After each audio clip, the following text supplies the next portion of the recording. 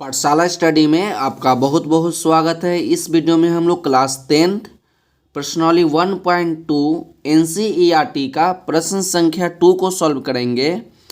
प्रश्न संख्या 2 में आपको दिया गया है कि पूर्णांकों के निम्नलिखित युग्मों के HCF और LCM ज्ञात कीजिए तथा इसकी जांच कीजिए कि दो संख्याओं का गुणनफल बराबर होगा HCF गुना LCM के।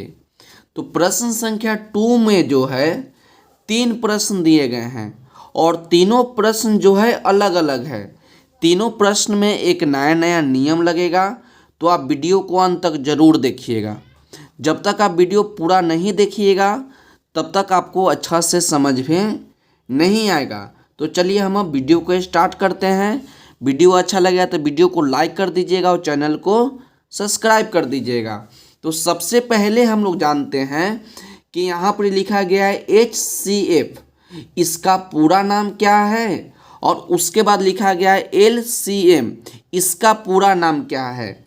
उसके बाद हम लोग प्रश्न को बारी बारी से सॉल्व करेंगे। तो देखिए यहाँ पर लिखा गया है HCF, तो आप याद रखिएगा कि HCF का पूरा नाम है हाईएस्ट कॉमन फैक्टर। यहाँ पर हम लिख देते हैं हाईएस्ट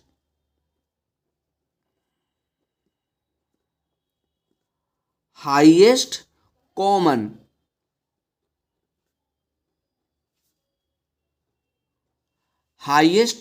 फैक्टर। HCF का पूरा नाम क्या हो गया? HCF का पूरा नाम आपका हो गया हाईएस्ट कॉमन फैक्टर। इसको हिंदी में शॉर्ट में लिखा जाता है मौ। इस प्रकार से लिखिएगा मौ, जिसको हिंदी में नाम है आपका महत्तम समावर्तक। क्या नाम है? महत्तम समावर्तक। अब चलिए हम लोग LCM के जानते हैं। LCM का पूरा नाम आपका होता है लीस्ट कॉमन मल्टीपल, LEAST,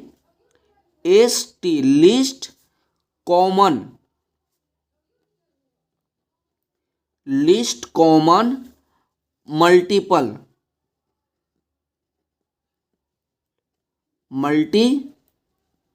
याद रखिएगा। LCM का पूरा नाम आपका होता है लीस्ट कॉमन मल्टीपल, जिसको हिंदी में आप शॉर्ट में लॉसो लिखते हैं, लॉसो। इसको इस प्रकार से याद है, HCF के मौसौ और LCM का आपका होता है लॉसो, लघुत्तम समावर्तक। तो इतना तो आप जान गए। अब चलिए हम लोग प्रश्न को सॉल्व करते हैं। तो 1 नंबर प्रश्न आपका है कि 26 और 91 का सबसे पहले हम लोग HCF निकालेंगे और उसके बाद LCM निकालेंगे और उसके बाद जांच करेंगे कि दोनों संख्याओं का गुणनफल HCF और LCM के गुना के बराबर है। तो चलिए अब हम प्रश्न को सॉल्व करते हैं। तो 1 नंबर प्रश्न आपका है कि 26 और 91। तो सबसे पहले क्या करते हैं कि 26 का अभाज्य गुणनखंड निकालते हैं और उसके बाद हम लोग 91 का अभाज्य गुणनखंड निकालेंगे। तो देखिए यहाँ पर लिखेंगे हम लोग 26 और इसका क्या करना है? अभाज्य गुणनखंड निकालना है। तो 26 जो है आपका 2 के टेबल से लग जाएगा, तो 2 के टेबल से आपका लग जाएगा 13 बार में और 13 आपका लग जाएगा 1 बार में। इतना लगा लिए।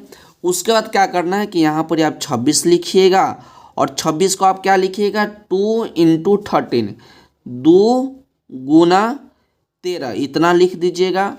उसके बाद हम लोग 91 का अब अभाज्य गुणनखंड निकालेंगे। 91 का अब निकालिए 91 का अभाज्य गुणनखंड। तो ये आप 2 के टेबल से नहीं लगेगा, 3 के भी टेबल से नहीं लगेगा, ये आपका डायरेक्ट लग जाएगा 7 के टेबल से। तो एक बार में आप 7 लगाइएगा और अगर नहीं आ रहा है तो इस प्रकार से लगा लीजिए। एक बार में 7 लगाइएगा और 9 में से 7 जाएगा तो 2 और ऊपर से 1 उतारिएगा तो 7 3 के 21 आपका 13 बार में लग जाएगा और ये आपका डायरेक्ट आपका 13 से 1 बार में लग जाएगा। तो 91 को हम लोग क्या लिखेंगे? 91 को हम लोग लिखेंगे 7 गुना 13। 91 को यहाँ लिखिए, 91 को आप लिखिएगा 7 गुना 13। अब हम लोग क्या करेंगे कि अब हम लोग LCM निकालेंगे और उसके बाद हम लोग HCF निकाल लेंगे। तो यहाँ पर लिखेंगे एलसीएम किसका निकालेंगे? 26 और 91 का। तो एलसीएम 26, 91।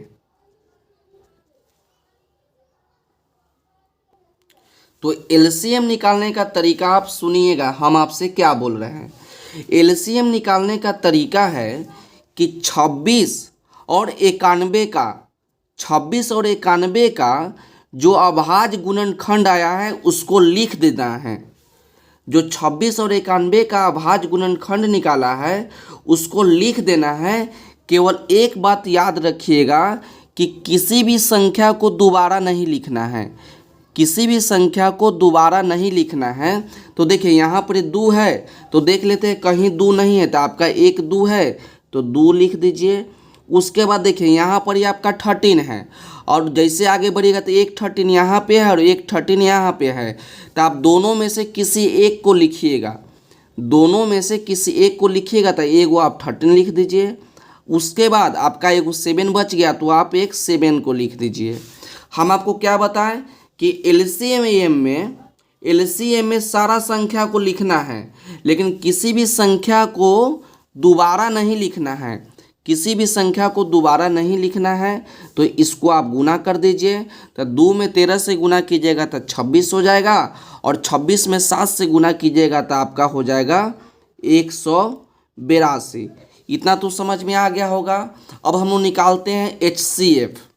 अब लोग निकालेंगे HCF।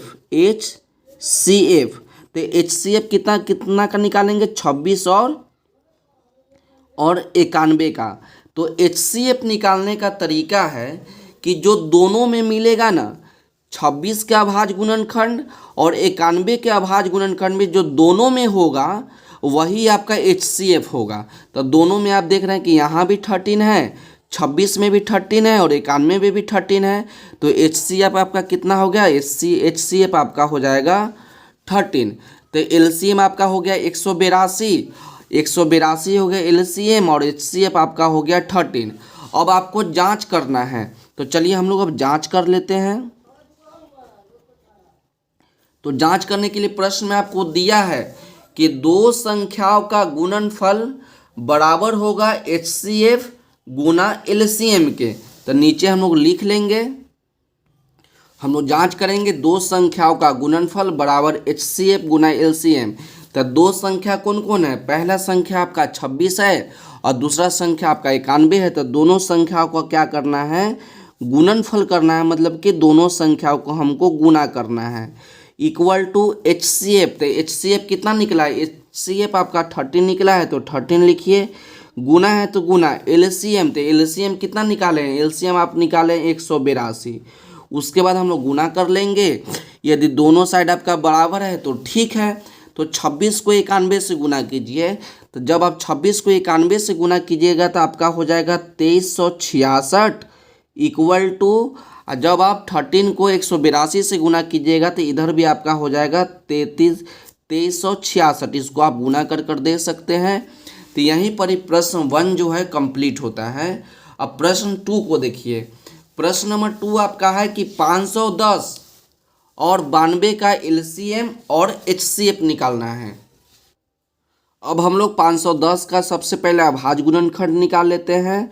तो 510 का अभाज्य गुणनखंड निकालना है, तो इसको सबसे पहले हम लोग 2 से लगाएंगे। तो जब आप इसको 2 से लगाइएगा तो आपका लगेगा 2 बार में 4, 5 बार में 10, और आपका फिर आपका 5 बार में 10 लग जाएगा। उसके बाद इसको आप 3 से लगाइए। तो जब आप इसको आप 3 से लगाइएगा तो 8 बार में 24 लग जाएगा और 5 बार में आपका 15 लग जाएगा। अभी आपका 3 से नहीं लगेगा, अब इसको आप 5 से लगाइए। तो जब 5 से लगाइएगा तो आपका लग जाएगा 17 बार में 85, फिर इसको आप लगा दीजिए 17 से एक बार में। तो 510, तो 510 का अभाज्य गुणनखंड आपका है 2 गुना 3 गुना 5 गुना 17। तो इसको लिख दीजिए 2 गुना 3 गुना 5 गुना 17। इतना तो आ गया समझ में। उसके बाद हम लोग 92 का अभाज्य गुणनखंड निकालेंगे 92 का। तो यहाँ पर ही हम लोग 92 का अभाज्य गुणनखंड निकाल लेते हैं। तो इसको सबसे पहले हम लोग 2 से लगाएंगे। तो 4 बार में 8 और 6 बार में 12, फिर 2 से लगाइएगा तो 2 बार में 4, 3 बार में 6। उसके बाद डायरेक्ट इसको आप 23 से लगा दीजिए एक बार में। तो 92 का आपका आ गया 2 × 2 × 23।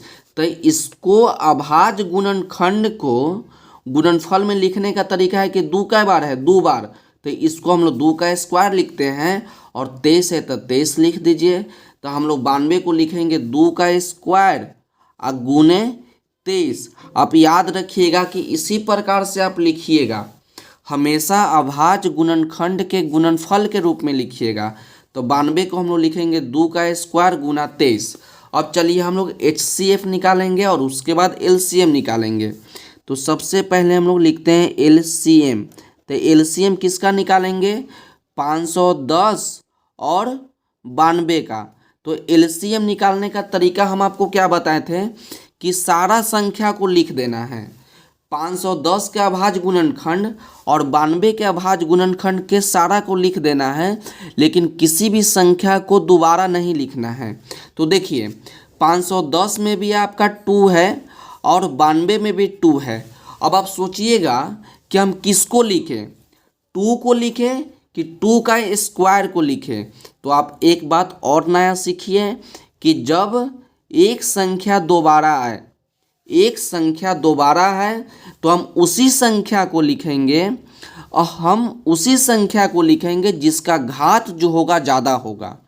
जिसका घात जो होगा ज़्यादा होगा, तो 2 का घात आपका कुछ नहीं तो 1 और 2 का घात यहाँ पर 2 है, तो हम लोग इसको लिखेंगे। तो आपका हो जाएगा 2 के पावर 2 गुना। अब देखिए यहाँ पर 3 है तो 3 आपका कहीं भी नहीं है, तो 3 को लिख दीजिए गुना। यहाँ पर बच गया 5 तो आप 5 लिख दीजिए और नीचे हम लोग लिख देते हैं गुना। यहाँ पर 17 बच गया तो आप 17 को लिख दीजिए गुना, आप 23 को लिख दीजिए।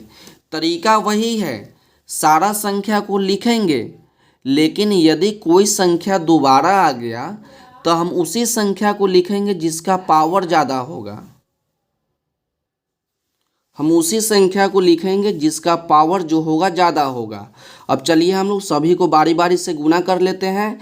तो ये आपका है 2 का पावर 2, तो ये आपका 4 हो गया। तो 4 को गुना करेंगे 3 से, 3 को गुना करेंगे 5 से, 5 का गुना करेंगे, सबको गुना आपस में कर लेंगे। तो जब आप इसको गुना कीजिएगा तो आपका आ जाएगा 23,460। इसको आप डायरेक्ट इसको आप गुना कर लीजिएगा। 4 में 3 से गुना कीजिएगा 12, 12 में 60, 5 से गुना कीजिएगा 60। उसी प्रकार इसको गुना कीजिएगा, इसको गुना कर लीजिएगा। अब चलिए अब हम लोग HCF निकालते हैं। यहाँ पर लिखेंगे HCF। तो HCF किसका किसका निकालेंगे? 510 और 92 का।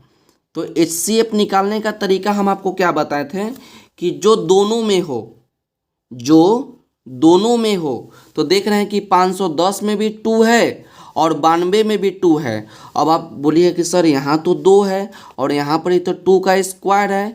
तो जब भी ऐसा रहेगा तो HCF में आप क्या कीजिएगा कि जिसका पावर कम रहेगा, आप ध्यान से सुनिएगा, जिसका पावर कम रहेगा उसी को लिखिएगा। तो यहाँ पर 2 का पावर 1 है और यहाँ पे 2 का पावर 2 है, तो कम किसका है? तो इसका है, तो हम लोग 2 लिखेंगे।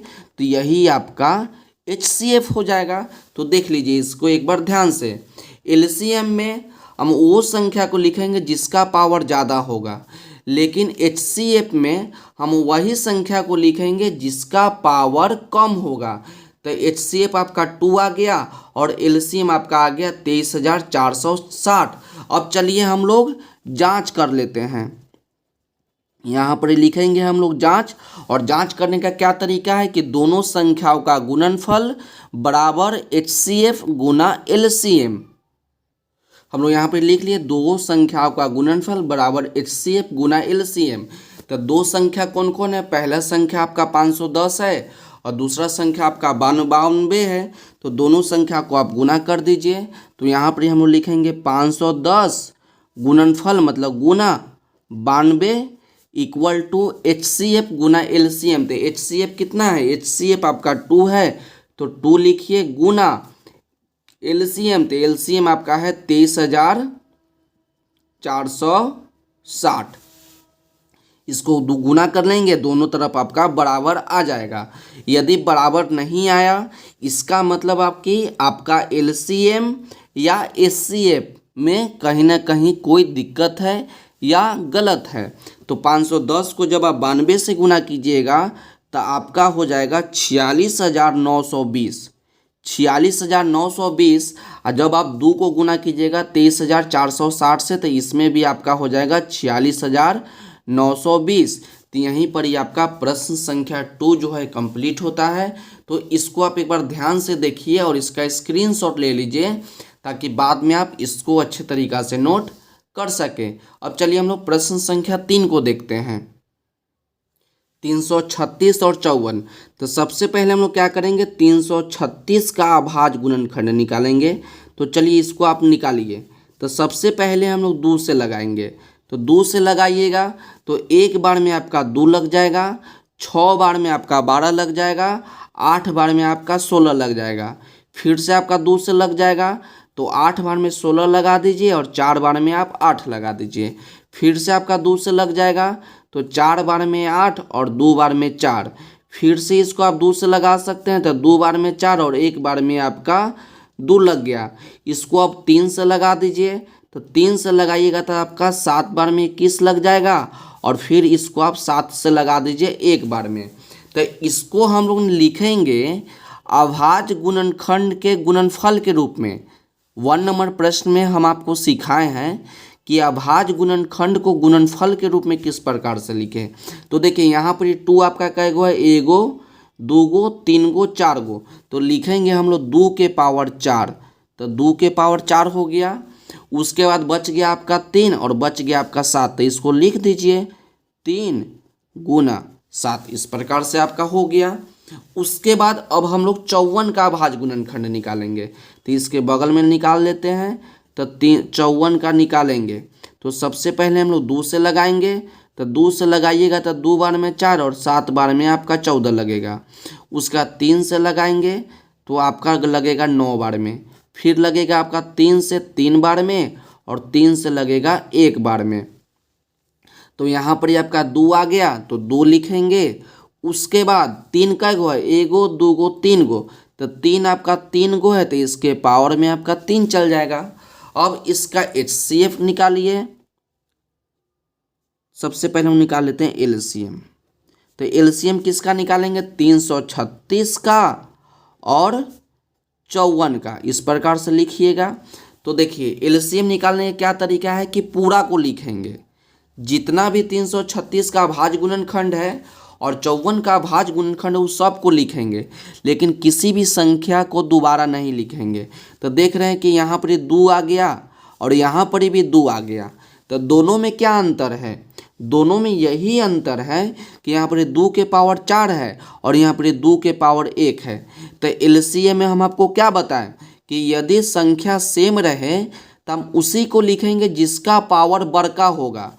तो LCM में आपका हो जाएगा 2 के पावर 4 गुना, अब इसको तो नहीं लिखेंगे।